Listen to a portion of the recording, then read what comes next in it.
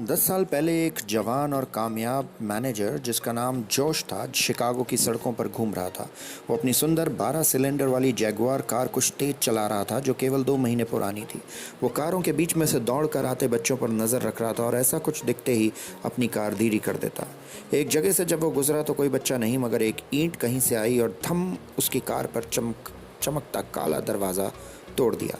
उसने तेजी से ब्रेक लगाए, गियर खींचा और घुमाकर कार उस जगह ले आया जहां से ईंट आई थी। जोश कार से निकला, उस बच्चे को पकड़ा और वहां खड़ी एक गाड़ी के साथ लगाकर उस पर चीखा, ये क्या किया तुमने? कौन हो तुम? ये क्या कर रहे हो? गुस्से में वह बोलता गया, ये मेरी नई जैगुआर कार है। वो ईंट जो तुमने फेंक की तुम्हें बहुत महंगी पड़ेगी। क्यों फेंकी तुमने? बच्चे ने मिन्नत की, प्लीज़ सर, प्लीज़ मुझे माफ़ कर दीजिए, मैं नहीं जानता और मैं क्या करूं।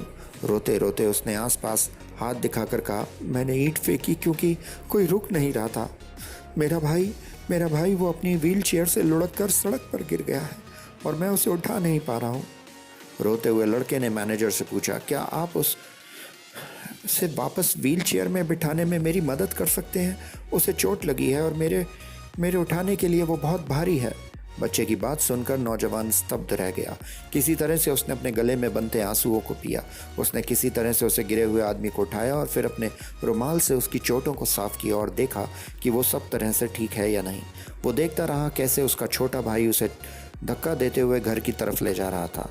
उसकी चमकीली काली 12 सिलेंडरों वाली जैगुआर तक का सफ़र बहुत लंबा था, लंबा और धीमा। जोश ने वो दरवाज़ा कभी ठीक नहीं कराया। उसने वो टूटा दरवाज़ा रखा ताकि वो उसे याद दिलाता रह सके कि उसे ज़िंदगी में इतनी तेज कभी नहीं जाना है कि किसी को उसका ध्यान खींचने के लिए ईंट मारनी पड़े।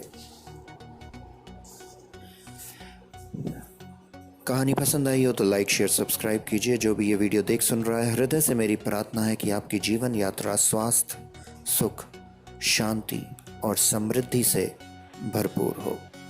Thank you.